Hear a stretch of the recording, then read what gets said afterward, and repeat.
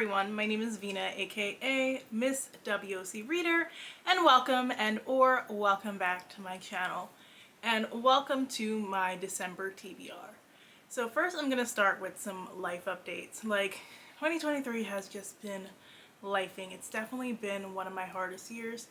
So for those of you who've been following me, you know that I've been grieving my father the past few months, and that's been difficult, but I know it's not going to be something that I'm just going to be able to get over. It's really going to take some time to start to feel like myself again. And then recently I was laid off from my job. So I work in the financial industry, and layoffs are hitting the financial industry pretty hard right now. So my company had been laying off people all year, but this was kind of like a shock to get laid off a little close to the holidays. So they have me on through December, and then I'll be starting the year on the job hunt. So that's been a little bit of an adjustment the past few days. So I've been kind of off my rocker as far as reading for the past few months. And for December, I wanted to make a TBR because there are certain books that I want to read, but I didn't want to go too hard because I am going to be doing a lot of things that bring me joy and make me happy during the holiday season. So for the first time ever, I will be seeing the Nutcracker, which I've never seen anyone perform the Nutcracker, and my sister bought tickets to a World Ballet showcase of the Nutcracker, so that's super exciting.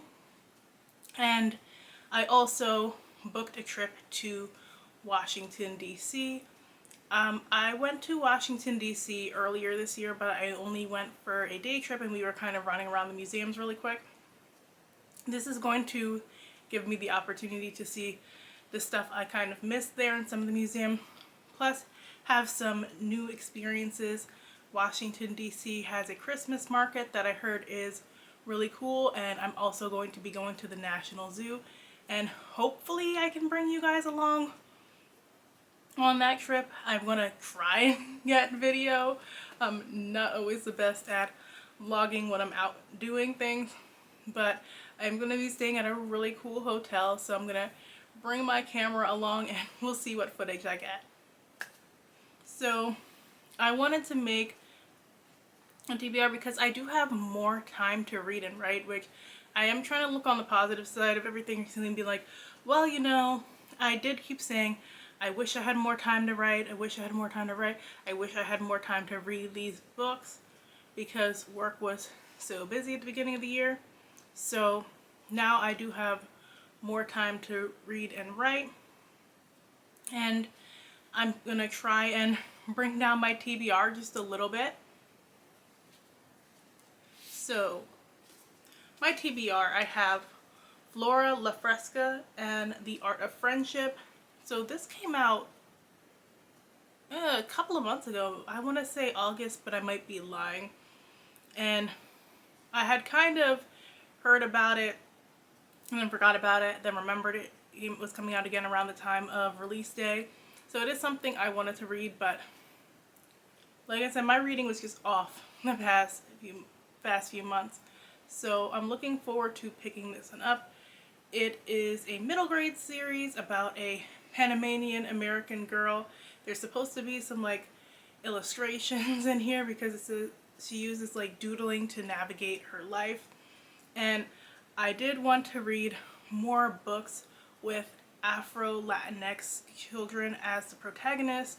I feel like when we talk about Afro-Latinx characters, the only person that people really talk about is Elizabeth Acevedo, which I love her, but there's so many other people out here like Veronica Chambers. And so I've been trying to find these books and also highlight them, and especially highlighting Afro-Latinx people of different shade ranges, because I live in a neighborhood that is predominantly Puerto Rican and Dominican, and we see people of all shades in this neighborhood. There are people who are super light, and there are people who are my shade, and there are people who are darker than me. So it's important to showcase that too, and just showcase the little ways that different cultures come together. Like in Panama, there are a lot of descendants of people from the English-speaking Caribbean who came to work on the canal, especially Jamaicans. And that's something that I had learned a few years back while watching a documentary. My aunt and I kind of love watching documentaries about that. Like if we see, like PBS will have a documentary and it's about anywhere in Latin America or the Caribbean, I'll like record it for her and ask her to come over and watch, because that's the stuff we love. We love learning that history. So I will be reading Flora La Fresca. Then I've been saying for a year now that I need to read The Monsters We Defy by Penelope. Like everything about this feels like it's going to be my thing. Like it's set during the Harlem Renaissance period. It's a fantasy. So I don't remember too much about it outside of that, but I've been saying I want to read it. I've been saying I want to read it. It's finally time to pick it up.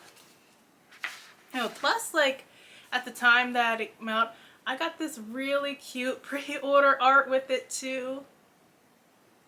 And I'm really excited about this one. I haven't really heard anybody on here talk about it, so I'll give you guys the details. Ooh, then I have this brick right here, The Poisons We Drink by Bethany Baptiste. And this Bethany is a friend of mine, and I have read her writing. I just have not read this book yet, so I'll be reading it for the first time too, and I'm super excited to see what's in it. So it's set in DC, and we're following a main character who makes love potions, and she's battling some politicians. So I've been hearing a lot of buzzy things about it, and I can't wait to get into it. And then last, because I don't want to overfill my plate for the month, I have Blood at the Root by Ladarian Williams. He sent me an arc, which I am grateful for, and that is set in HBCU, and all year long I've been looking for a fantasy set at an HBCU.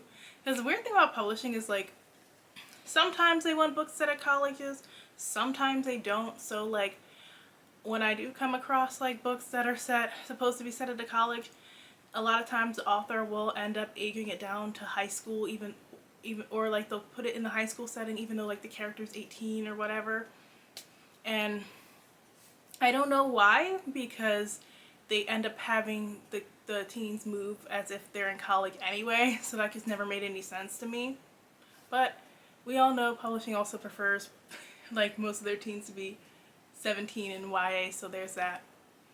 But this book has been getting so much buzz like outside of the book community, because he is a filmmaker and a playwright. He made a short film based off of this concept, and he's been trying to bring this to become a TV show, so I am definitely rooting for him, and I'm glad to connect with him, and I'm glad he sent me an e-arc so I can get into it, because it is definitely on my most anticipated reads for 2024. So I'm glad I'll be getting to read it early and give you guys all the details. So that is everything that I plan on reading for the month of December. Is that if you follow me on Twitter and Instagram, you'll probably be seeing all the fun things that I do during that month in real time. And if you like this video, make sure and hit that like button. Thanks so much for watching, and I will see you guys in the next one. Bye!